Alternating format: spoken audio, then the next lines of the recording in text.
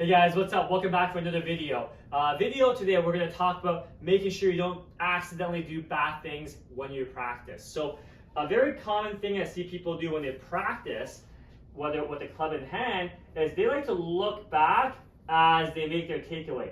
Whether they look back when they turn like this, or they look back when they do the takeaway watching the club, and then they look at the ball again. We don't want that. Sure, you may be doing that as a pre-rehearsal before you hit the ball, but inevitably, if you do this a few times, you're gonna get used to it. I see a lot of people, they do this, they check the position of shaft parallel, so they look and check at the same time, not meaning to hit, and then when they end up trying to hit the ball, they end up look back to the ball, and then hit.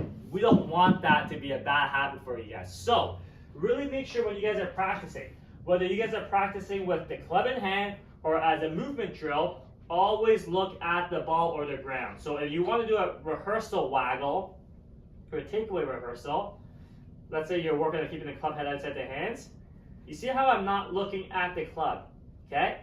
I'm going to make sure I do, and then I check.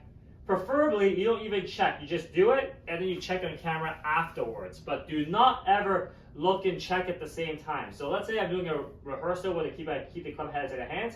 I can do it, I check, it looks good, then I'm going to try to just replicate it, and then whatever happens, happens.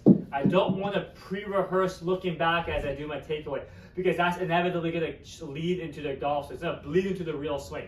So we don't want that. That's a really common thing I see with a lot of people when they practice. They love looking back and checking, or even looking back to the top to check their wrist or their arms.